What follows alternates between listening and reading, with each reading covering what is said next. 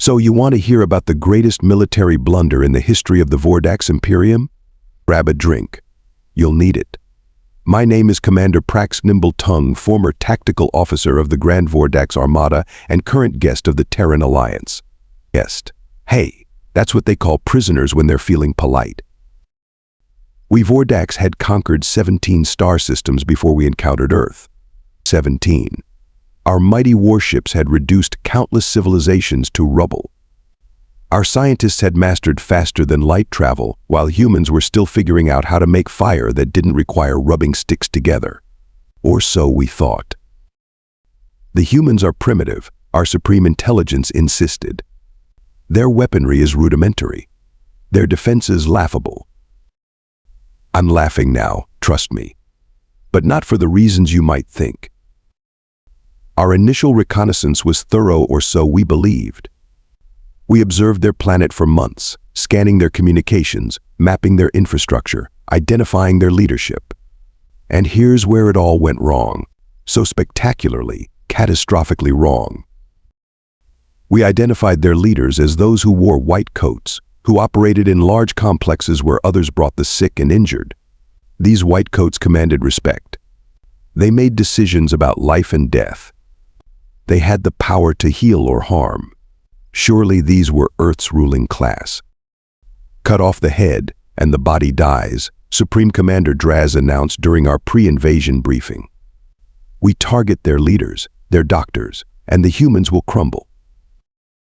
Oh, how we nodded in agreement. How brilliant. How strategic. I remember pounding my chest plates in approval. Idiot. Complete and utter idiot. What we failed to understand, spectacularly failed to understand, was that Earth doesn't work like that. Their healers weren't their leaders. Their hospitals weren't command centers. We'd fundamentally misunderstood their entire social structure. But by the time we realized our mistake, well, let's just say the humans have a saying, don't mess with the bull unless you want the horns. Except we didn't mess with a bull.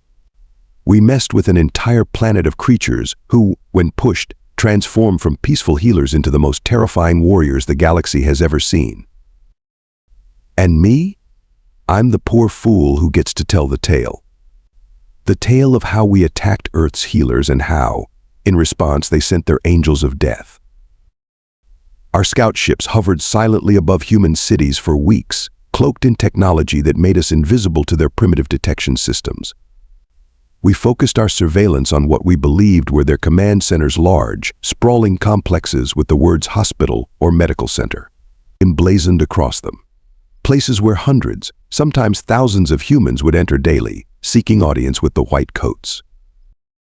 Look at how they bow to these leaders, Lieutenant Carva observed, pointing to surveillance footage of a human bent over in pain, speaking deferentially to a white coat. They approach with respect, sometimes with offerings. The white coats decide who receives treatment and who doesn't. The white coats even had their own hierarchy. Some wore longer coats than others. Some had colorful patches on their shoulders, clearly denoting rank. They carried strange devices around their necks, communication tools, we assumed, or perhaps weapons. They spoke in code about medications and procedures that we interpreted as military operations. The highest-ranking officials appeared to be called attending physicians, our intelligence officer reported. Beneath them are residents, then interns. It's a clear chain of command. And so, after months of observation, Supreme Commander Draz made the call, we will strike all major medical facilities simultaneously. Your government will collapse in hours. Our attack fleet deployed on what humans call a Tuesday. 200 cloaked strike vessels positioned themselves above hospitals across their planet. The plan was elegant in its simplicity. Precision energy beams would target operating rooms and emergency departments, eliminating the highest concentration of white coats. Secondary teams would secure the buildings and capture any surviving leaders for interrogation. At precisely Earth time 14 GMT, we struck. I remember watching the feeds from my command post in orbit. Energy beams sliced through hospital roofs with surgical precision. Our ground forces stormed through corridors, stunned the white coats, and secured what we thought were strategic facilities. Victory is ours, Draz proclaimed, mandibles clicking with satisfaction. 93% of targets neutralized with minimal collateral damage. We congratulated ourselves on our tactical brilliance. The most efficient conquest in Vordax history. Most of the white coats had been captured without firing a single shot in defense. They seemed completely unprepared for combat, many frantically trying to shield their patients, rather than fight back. These humans are even weaker than we thought, Carva sneered. Their leaders don't even know how to fight. But then came the human response, which initially confused us. Their communication channels exploded not with military commands, but with confusion and horror. Their news broadcasts showed humans weeping, asking why hospitals, over and over. Their political leaders, their actual leaders, as we would soon learn, appeared on screens looking shocked and outraged. This is not the reaction of a species whose command structure has been decapitated, I said slowly, a cold feeling spreading through my thorax. This is something else. Commander Draz dismissed my concerns. They're in disarray. Perfect. Now we move to phase 2. But I'd noticed something else, something that would soon become terrifyingly clear. While their news channels showed civilian confusion and grief, their military channels had gone completely silent. No chatter. No panic. Just silence. It wasn't the silence of defeat. It was the silence of focused, controlled fury. The silence that comes before a storm. It took exactly 6 Earth hours for humans to respond.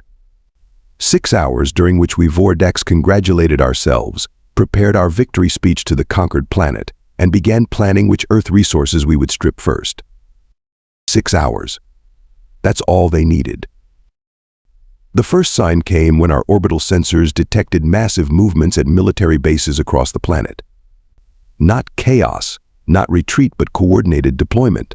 Ships lifting off from hidden bunkers, aircraft carriers changing course with purpose, ground vehicles moving in perfect formation. Supreme Commander, I reported, mandibles tight with growing concern, the humans appear to be mobilizing their actual military forces. Draz waved a dismissive limb. Let them. Their primitive weapons can't penetrate our shields. I wasn't so sure. Our intelligence had focused so intently on hospitals that we'd gathered almost no data on their military capabilities. A rookie mistake that would cost us dearly. The second sign came when 3 of our scout ships went dark simultaneously. Just gone. No distress signal, no explosion detected, nothing. As if they'd simply ceased to exist. Communication error, Draz insisted, even as 6 more ships vanished from our sensors. By the time we accepted we were under attack, humans had already breached our outer defensive line. Their first strike force appeared in our view screen, sleek black ships bearing no insignia except a simple red cross symbol with a sword through it. The same symbol we'd seen in their hospitals. They're mocking us, I muttered, a cold sensation crawling along my spine ridges. One human ship broke formation, positioning itself just outside our weapon range. A communication request flashed on our command console. Draz nodded, and the screen filled with the face of a human female, dark-skinned, with eyes like frozen carbon. "This is Admiral Blackwood of the United Earth Defense Force," she said, her voice unnervingly calm. "You have attacked non-combatants engaged in humanitarian aid. You have violated every principle of warfare recognized by civilized species. Surrender now, or be destroyed." Draz laughed, actually laughed, before responding. "Your primitive vessels pose no threat to the Vordax Armada. Submit to our rule, and perhaps we will show mercy." The human's expression didn't change, but something flickered in those cold eyes. "Very well. You've made your choice." She turned slightly, addressing someone off-screen. "Activate the Hippocratic Protocol." The transmission ended. Several officers glanced at me nervously. "What is this Hippocratic Protocol?" Draz demanded. I had accessed Earth's data networks during our surveillance. Their healers take an oath, I said slowly. First, do no harm. The Hippocratic Oath. And? I think they've just revoked it.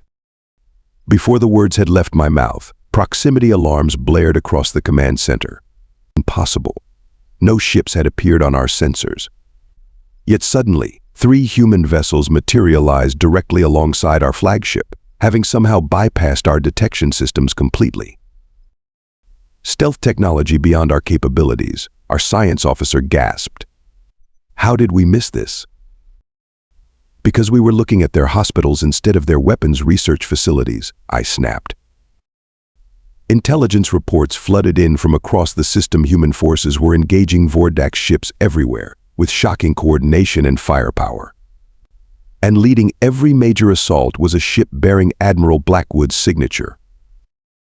They call her the Reaper, an intelligence officer reported, voice trembling. Because once she targets you, death is inevitable. Draz slammed his command staff against the console. Nonsense. They're just humans. Primitive, weak humans. But the fear had already taken root in the command center, because we all recognized the truth. We hadn't invaded a planet of healers with a few warriors. We had invaded a planet of warriors who valued their healers. When humans attack, they don't mess around. No ceremonial declarations of intent. No honor-bound battle formations, just pure, calculated violence delivered with chilling efficiency. The first wave hit our orbital platforms with weapons we hadn't even detected during our surveillance. Kinetic impactors moving at relativistic speeds, simple in concept, devastating in execution. No energy signatures to detect, just chunks of metal accelerated to speeds that turned them into forces of nature. 4 defense stations obliterated before we even registered the attacks. Impossible, screamed our weapons officer, mandibles clicking in panic. Their technology is decades behind ours. I watched the tactical display with growing horror. Their technology, maybe? Their tactics? Those are something else entirely. The second wave targeted our communication relays.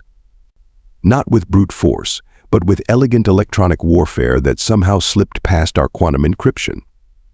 Our systems started displaying contradictory information. Phantom enemy ships appeared and disappeared. False orders flooded command channels, but navigation systems sent ships on collision courses with each other.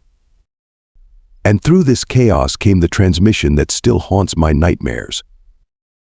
This is Major Leon Frost, commanding the 8th Special Tactics Squadron. The human appeared smaller than Admiral Blackwood, with pale skin and eyes like blue ice. His voice carried no emotion whatsoever. Admiral Blackwood handles the big picture. I handle the details. Consider me your personal Grim Reaper. Behind him stood a team of humans in matte black armor, bearing that same symbol, the Red Cross, with a sword. They called themselves combat medics. The very concept made no sense to us then. Warriors who were also healers. Absurd. Not so absurd when they breached our flagship's hull exactly 17 minutes later. I was in the secondary command center when they hit. The primary command with Supreme Commander Draz had gone silent minutes before.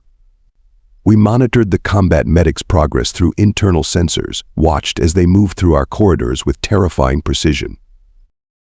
They know our ship layout, Security Chief Vorn whispered. How is that possible?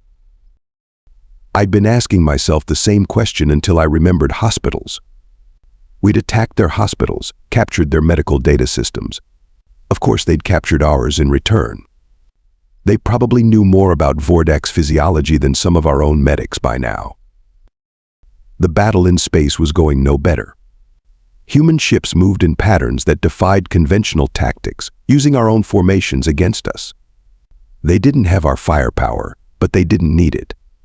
They baited our dreadnoughts into friendly fire situations. They used our own communication protocols to send false retreat orders. Where we fought with brute force, they fought with surgical precision. Surgical. The irony wasn't lost on me. One human vessel particularly stood out, a fast attack cruiser that danced between our capital ships, delivering pinpoint strikes against weapon emplacements and engine manifolds. Each hit calculated, each system targeted in exactly the right sequence to cascade failures through our ships. "Is that Blackwood or Frost?" I asked our tactical officer. "Neither. Telemetry identifies it as the U.S. Asclepius, commanded by Captain Diana Patel." He paused, checking the data. She was a trauma surgeon before joining their space force. And of course she was. A healer turned warrior, just like the others. By the third day, our glorious invasion force had been reduced to a scattered, panicking mess. Our mighty dreadnoughts, each capable of sterilizing a planet's surface, were being systematically disabled by humans flying ships that, by our standards, should have been museum pieces. Even Draz, rescued from the primary command center by the last of his loyal guards, had lost his bravado. I found him in his emergency bunker, surrounded by tactical displays showing defeat after defeat. "How?" he kept asking, his voice hollow. "How are they doing this?" I had no answer that wouldn't sound like treason. But the truth was becoming clearer with each passing hour. We had gravely, catastrophically underestimated humanity. We had seen their compassion as weakness, their healing as softness. We failed to understand that a species capable of such dedicated compassion might also be capable of equally dedicated fury when that compassion was violated. By the seventh day, what remained of our once proud armada had retreated to Bastion Alpha, our primary battle station orbiting Europa. A marvel of Vordax engineering, Bastion Alpha was supposed to be impregnable, a fortress of layered shields, automated defense systems, and enough firepower to glass half a continent. "They cannot breach this station," Draz declared, though the tremor in his voice betrayed his fading confidence. "We will regroup, counterattack, and remind these humans of their place." I watched the tactical displays as human vessels formed a perimeter around our position. They weren't attacking. Not yet. They were waiting. The realization sent cold dread through my thorax. "They're giving us time to surrender," I said. Draz hissed. "Vordax do not surrender." The communication alert chimed, and Admiral Blackwood's face appeared on our main view screen. She looked utterly calm, as if discussing the weather rather than the fate of thousands. "Your position is surrounded. Your fleet is destroyed. You have 1 hour to release all medical personnel taken from our facilities and surrender your forces. After that, we will no longer accept surrender." Draz cut the transmission. Preposterous. They cannot penetrate Bastion Alpha's defenses. "Sir," I ventured carefully, "perhaps we should consider." Silence. He swung toward our security chief. "Bring the captured white coats to the command level. If humans value their healers so much, let's see how they react when we put them in the line of fire." This was it, the final descent into madness. Using non-combatants as shields went against every code of warfare the Vordax had ever honored. But Draz was beyond reason now, driven by humiliation and fear. 37 human medical workers were brought to the command center, doctors, nurses, technicians. They showed remarkable composure despite their situation. One of them, an older female with silver hair, actually smiled at me as she was led past. Not a smile of fear or submission, but something almost like pity. "Inform Admiral Blackwood of our hostages," Draz commanded. "Tell her any aggression will result in their immediate execution." I sent the message. Blackwood's response was immediate and not what any of us expected. "Understood. Stand by." Stand by. For what? We soon found out. The first indication was a series of small explosions throughout the station's lower levels. Not attacks from outside, these came from within. Internal sensors went dark sector by sector. Communication between sections failed. "We've been infiltrated," our security chief whispered. The command center doors exploded inward with surgical precision. Through the smoke stepped Major Frost and his combat medics, weapons raised. How they had boarded the station undetected remains a mystery to me even now. "Medical personnel, please hit the deck," Frost said conversationally. What followed was both brutal and efficient. Frost's team moved with coordination that seemed almost telepathic. Non-lethal shots disabled most of our security forces in seconds. Those who resisted more aggressively met a different fate. The silver-haired human doctor calmly walked to Frost, as if strolling through a garden. "All medical staff accounted for, Major. No serious injuries among us." "Excellent, Dr. Novak. Admiral Blackwood sends her regards." Outside, the human fleet began its final assault. With internal defenses compromised by Frost's team, Bastion Alpha's shields failed section by section. Precision strikes targeted weapon systems and power conduits, systematically disabling the station without destroying it. Draz, in a final act of defiance, lunged for the station's self-destruct controls. He never reached them. Dr. Novak, the kindly-looking older human, moved with shocking speed, delivering a precise strike to Draz's thorax that dropped him instantly. "Pressure point," she explained to my astonished look. "I'm a neurosurgeon." And that, really, was the perfect summation of humanity: healers who could kill you if needed, warriors who would heal you if possible. The battle, the war, was over. And that's how I, Commander Praxx Nimble Tongue, former tactical officer of the now obliterated Grand Vordax Armada, became a guest of humanity. Prisoner of war sounds so much harsher, doesn't it? But why use harsh words when the reality is harsh enough? Our mighty invasion force reduced to scrap metal and captured personnel in less than 2 Earth weeks. Our grand strategy revealed as possibly the most catastrophic intelligence failure in galactic history. Our Supreme Commander, currently occupying the cell next to mine, still muttering about human trickery. The greatest irony? The humans didn't execute us, didn't torture us, didn't even particularly mistreat us. After all the damage we caused, the lives we took, they responded with something utterly foreign to Vordax understanding: mercy. "We're not monsters," Admiral Blackwood told me during my debriefing. "That's the point you missed. We can fight when necessary, but we prefer not to." Even more bewildering was the medical treatment provided to our wounded. The very same white coats we had targeted now worked tirelessly to save Vordax lives. I watched Dr. Novak, the neurosurgeon who had dropped Draz with one strike, spend 9 hours in surgery saving a Vordax officer who had personally ordered attacks on 3 hospitals. When I asked her why, she simply shrugged. The Hippocratic Oath doesn't have a species limitation clause. Yesterday, Major Frost visited my containment unit. The human who had led the assault on our battle station now stood before me, unarmed and relaxed. "The war's over," he said simply. "Thought you might want to know we're beginning diplomatic talks with your homeworld government.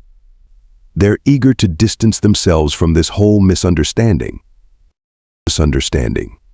What a delightfully inadequate word for our colossal blunder. As I sit here recording this account, I can't help but appreciate the magnificent contradiction that is humanity. They build hospitals with the same determination they build warships. Their healers can kill, their killers can heal. Push them far enough, and the most compassionate species becomes the most terrible enemy. We thought their dedication to preserving life was weakness. We were wrong. That same drive, that same passion, when channeled into warfare, creates warriors of unmatched ferocity. So let this be a warning to anyone foolish enough to follow our example. If you value your existence, never attack Earth's healers. Because if you do, they won't send more healers to stop you. They'll send the angels of death.